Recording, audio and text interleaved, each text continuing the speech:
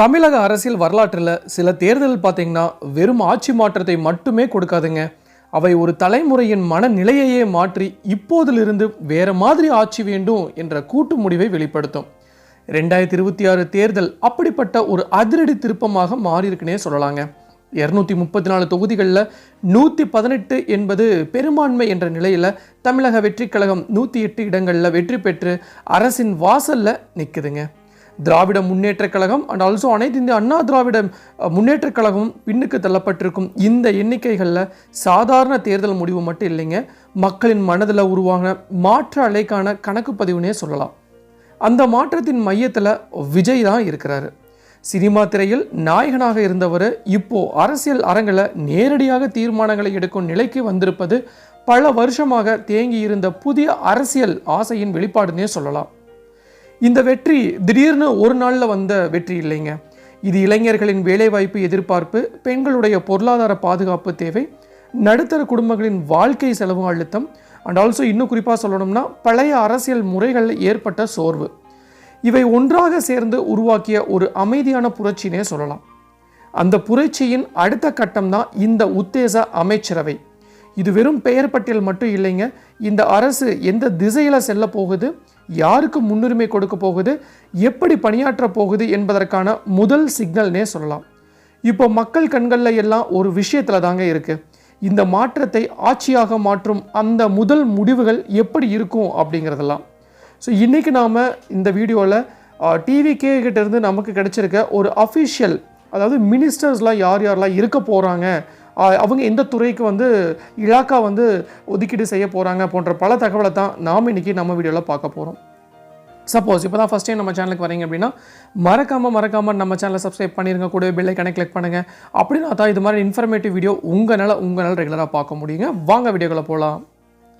2026 தமிழக சட்டப்பேரவை தேர்தல் முடிவுகள் பார்த்தீங்கன்னா மாநில அரசியலில் ஒரு மிகப்பெரிய புதிய அத்தியாயத்தை திறந்திருக்குன்னே சொல்லலாம்.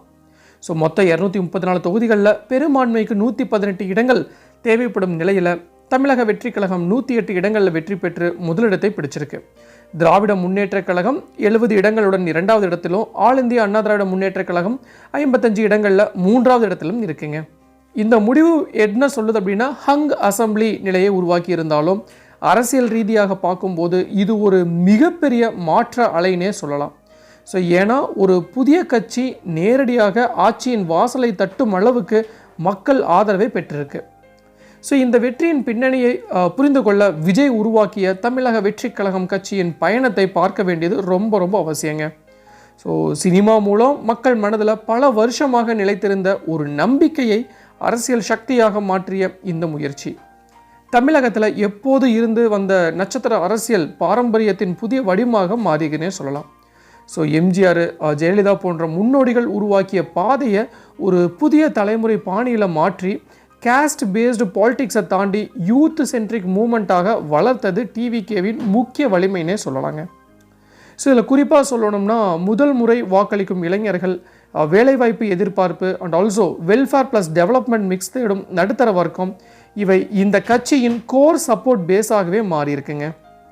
இந்த பொலிட்டிக்கல் வேவை அடுத்து வெளியாகியுள்ள உத்தேச அமைச்சரவை பட்டியல் இட்செல்ஃப் ஒரு முக்கியமான கவர்னன்ஸ் ப்ளூ பிரிண்டாகவே பார்க்கப்படுது.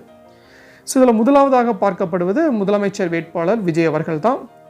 அவர் தனது கட்டுப்பாட்டில் பார்த்திங்கன்னா உள்துறை, மகளிர் நலன், குழந்தைகள் மேம்பாடு போன்ற துறைகளை வைத்துக்கொள்வதும் law and order plus social welfare மீது நேரடி கவனம் செலுத்தும் அப்ரோச்சை காட்டுது.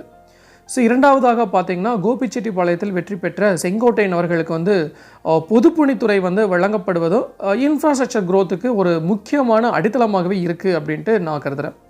ஸோ அடுத்தது பார்த்திங்கன்னா ஆதவ் அர்ஜுனாவுக்கும் செய்தி, விளம்பரம் அண்ட் ஆல்சோ சுற்றுலாத்துறை வழங்கப்படுவது ஸ்டேட் பிராண்டிங் மற்றும் டூரிசம் எக்கனாமியை உயர்த்தும் முயற்சினே சொல்லலாம். அடுத்து புஸ்லே ஆனந்துக்கு பார்த்திங்கன்னா போக்குவரத்து துறை, அதாவது டெய்லி வாழ்க்கையை நேரடியாக பாதிக்கும் ஒரு முக்கிய அம்சம்னே சொல்லலாம்.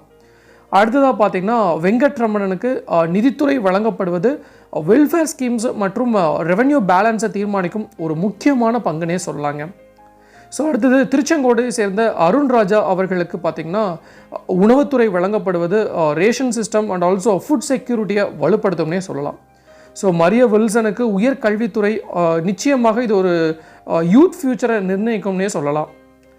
ஸோ நிர்மல்குமாருக்கு பிற்படுத்தப்பட்டோர் நலத்துறை சோசியல் ஜஸ்டிஸாக தொடரும்னே சொல்லலாம். ஸோ அடுத்து காரைக்குடியைச் சேர்ந்த பிரபுவுக்கு பார்த்திங்கன்னா பால்வளத்துறை ரூரல் எக்கனாமியை அதிகரித்து இது வந்து ஒரு முக்கியமான துறையினே சொல்லலாம். ஸோ விஜய் நிரஞ்சனுக்கு அடுத்தபடியாக தகவல் தொடர்பு துறை, அதாவது டிஜிட்டல் கவர்னன்ஸை மேம்படுத்தும் ஒரு முக்கியமான துறையாக இது பார்க்கப்படுது. ஸோ நெக்ஸ்ட்டு பார்த்திங்கன்னா எழில் கேத்ரினுக்கு சுகாதாரத்துறை, அதாவது பப்ளிக் ஹெல்த்தை வலுப்படுத்தும்னே சொல்லலாம். ஸோ முஸ்தபாவுக்கு சத்துணவுத்துறை நியூட்ரிஷன் செக்யூரிட்டியை உறுதி செய்யும் அப்படின்னே சொல்லலாங்க. ஸோ அடுத்தது பார்த்திங்கன்னா ஒரு பெண் வேட்பாளருக்கு ஒரு அமைச்சர் போஸ்டிங் கிடைக்கும் அப்படிங்கிற ஒரு நல்ல எதிர்பார்ப்பு இருக்குது. அந்த வகையில் பார்த்திங்கன்னா திருப்பூர் சத்யபாமாவுக்கு பார்த்திங்கன்னா வேளாண்மை துறை ஃபார்மர்ஸ் வெல்ஃபேரை முன்னிலைப்படுத்தும்னே வந்து சொல்லலாம். ஸோ அடுத்து அதே மாதிரி ஒரு நட்சத்திர வேட்பாளர் குழந்தை ராணி நாச்சியாருக்கு பார்த்திங்கன்னா பள்ளிக்கல்வித்துறை அடித்தள கல்வியை மேம்படுத்தும்னே வந்து சொல்லலாம். ஸோ நெக்ஸ்ட்டு பார்த்திபன் அவர்களுக்கு பார்த்திங்க அப்படின்னா தொழில்துறை ஜாப் கிரியேஷனுக்கு முக்கிய இடம் வகிக்கும். ஸ்ரீதரன் அவர்களுக்கு பார்த்திங்கன்னா வனத்துறை, அதாவது என்விரான்மெண்டல் பேலன்ஸை காக்கும்னே சொல்லலாம். ஸோ லால்குடியை சேர்ந்த கிருஷ்ணனுக்கு வருவாய்த்துறை, அதாவது கவர்னன்ஸ் எஃபிஷியன்ஸை நிச்சயமாக உயர்த்தும் வகையில் ஒரு பாடுபடுவார் அப்படின்னு சொல்லலாம். ஸோ அடுத்து நெக்ஸ்ட்டு பார்த்திங்கன்னா ஒரு பெண் வேட்பாளர் கமலிக்கு விளையாட்டுத்துறை யூத் என்கேஜ்மெண்ட்டை வளர்க்கும்னே சொல்லலாம். ஸோ நெக்ஸ்ட்டு வினோத்துக்கு பார்த்திங்க அப்படின்னா கூட்டுறவுத்துறை ரூரல் கிரெடிட் சிஸ்டமை வலுப்படுத்தும்னு சொல்லலாம். ஸோ இந்த முழு அமைப்பை ஒரு கேஸ்டி போல் பார்த்தா இது வந்து welfare plus growth plus governance reform என்ற 3 அடிப்படைகளில் அமைந்த ஒரு ஹைப்ரிட் மாடல்னே சொல்லலாங்க. ஆனால் இந்த வெற்றி எக்ஸிக்யூஷனில் தாங்க இருக்குது. பாலிசி அனௌன்ஸ் செய்வது ரொம்ப ரொம்ப ஈஸி தான். அதை கிரவுண்ட் லெவலில் மக்கள் வாழ்க்கையை மாற்றும் அளவுக்கு கொண்டு செல்வது தான் உண்மையான சவாலுங்க. புதிய கட்சி அப்படிங்கிறனால அனுபவம் குறைவு ஒரு சவாலாக இருந்தாலும் ஃப்ரெஷ் லீடர்ஷிப், கரப்ஷன் குறைவு, ஃபாஸ்ட் டெசிஷன் மேக்கிங் போன்ற பலன்களும் கிடைக்க வாய்ப்பு அதிகமாகவே இருக்குது. ஸோ மக்கள் எதிர்பார்ப்பு ஒன்று தான். இந்த அமைச்சரவை பார்த்திங்கன்னா வெறும் பதவி பட்டியலாக இல்லாமல் அவங்களோட வாழ்க்கையை மாற்றும் செயல்பாட்டு அணியாக மாறுமா அப்படிங்கிறது தான். ஸோ அது நடந்தால் இது ஒரு சாதாரண அரசாங்கம் மட்டும் இல்லைங்க, it will mark the beginning of a new political era in Tamil Nadu அப்படின்னே வந்து சொல்லலாம். ஸோ இதெல்லாம் நான் மென்ஷன் பண்ணியிருக்கிற உத்தேச அமைச்சரவை பட்டியல் தான். சப்போஸ் இதில் வந்து ஒரு சில இலாக்களுக்கு இவங்க இருந்தால் இன்னும் கொஞ்சம் ஆப்டாக இருக்கும் அப்படின்னு நீங்கள் ஃபீல் பண்ணீங்க அப்படின்னா ஸோ மறக்காமல் கமெண்ட் பாக்ஸில் போஸ்ட் பண்ணுங்கள். ஸோ முடிவாக பார்த்தீங்க அப்படின்னா 2026 தேர்தல் அப்படிங்கிறது ஒரு அரசியல் கணக்கு போட்டியின் முடிவு மட்டும் இல்லைங்க, it is a reset of Tamil Nadu's political டைரக்ஷனே சொல்லலாம். 108 இடங்களுடன் தமிழக வெற்றி கழகம் முன்னணியில் நிற்க 118 என்ற பெரும்பான்மை இலக்கை நெருங்கிய இந்த தருணம் விஜய் தலைமையில் உருவாகும் ஆட்சி ஒரு ட்ரையல் கவர்மெண்ட் இல்லைன்னா ஒரு டெஸ்ட் ஆஃப் எக்ஸ்பெக்டேஷனாக மாறுதுன்னே சொல்லலாம். ஸோ மக்கள் இந்த வெற்றியை அளித்ததன் பின்னணி ரொம்ப ரொம்ப தெளிவானதுங்க. அவர்கள் மாற்றத்தை மட்டுமே விரும்பவில்லை, அதை தினசரி வாழ்க்கையில் உணர விரும்புகிறாங்க. அந்த மாற்றத்தை வடிவமைப்பது பார்த்திங்கன்னா இந்த உத்தேச அமைச்சரவை தாங்க. இது வெறும் பதவி பட்டியல் என்ற அளவுக்கு இருந்ததா அது தோல்வி. ஆனால் இது ஒரு ஒருங்கிணைந்த செயல்பாட்டு அணியாக மாறினால் அது ஒரு புதிய ஆட்சி முறைனே சொல்லலாம். ஸோ நிதி, வேலைவாய்ப்பு, கல்வி, சுகாதாரம் அண்ட் ஆல்சோ வெல்ஃபேர் திட்டங்களில் இவை ஒரே திசையில் இயங்கும் போது தான் இந்த அரசின் வாக்குறுதிகள் நிஜமாகுங்க. ஸோ இறுதியில் மக்கள் இன்று கேட்பது பெரிய அறிவிப்புகள் இல்லைங்க, அவர்கள் எதிர்பார்ப்பது இந்த அரசு நம்ம வாழ்க்கையை மாற்றுமா என்பதற்கான பதில் தான். அந்த பதிலை இந்த அரசு செயல்பாட்டில் நிரூபித்தா இது ஒரு தேர்தல் வெற்றியாக மட்டும் இல்லாமல் தமிழக அரசியல் வரலாற்றில் ஒரு புதிய அளவுகோலாக நிலைத்திருக்கும் அப்படிங்கிறது தான் நிதர்சனமான உண்மைங்க. ஸோ இதுதான் நான் இன்றைக்கி உங்களுக்கு சொல்ல வர வேண்டிய விஷயம். டெஃபினட்டாக யூஸ்ஃபுல்லாக இருக்கும்னு நினைக்கிறேன். ஸோ மீண்டும் இன்னொரு நாள் இது மாதிரி சுவாரஸ்யமான இன்ஃபர்மேட்டிவ் வீடியோவுடன் உங்களை சந்திக்கும் வரை உங்களிடமிருந்து விடைபெறுவது உங்கள் மஞ்சள் மாநகர மைந்தன் சிவா.